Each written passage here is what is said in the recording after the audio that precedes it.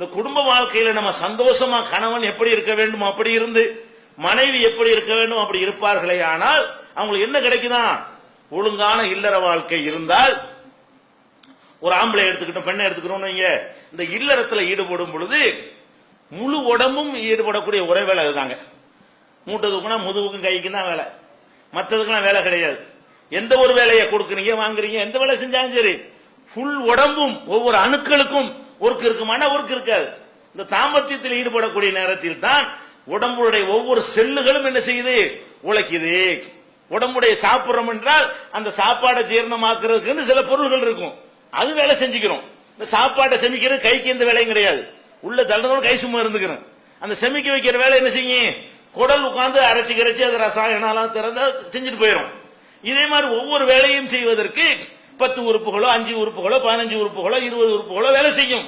ஆனா தாம்பத்தியத்தில் ஈடுபடும் பொழுது என்னவாகுதுன்னு கேட்டா, ஒட்டுமொத்த உடம்புடைய ஒவ்வொரு அணுக்களும் என்ன செய்கிறது? அது ஈடுபடுகிறது, அனைத்து அணுக்களும் வேலை செய்கிறது. அதனாலதான் ஒரு மனுஷனுக்கு பிறக்கக்கூடிய குழந்தை அச்சு அசல் அவன மாதிரியே வருது. அப்படின்னா அவனுடைய எல்லா இடங்கள்ல இருந்து எடுத்திருக்கல, அந்த அந்த உயிரணு எங்க இருந்து வருது? குறிப்பிட்ட இடத்துல இருந்து உற்பத்தி ஆகிறது கிடையாது. ஒட்டுமொத்த உடம்பில் உள்ள ஒவ்வொரு அணுவில் இருந்தும் அந்த சாரை எடுத்து சுருக்கி ஜிப் பண்ணி என்ன செய்கிறது? அது அணுவாக கருவுல செலுத்துற காரணத்தினாலதான் இவன மாதிரி அவன் இருக்கான். யார் மாதிரியே? அப்ப மாதிரியே இருக்கான்னு என்ன அர்த்தம்?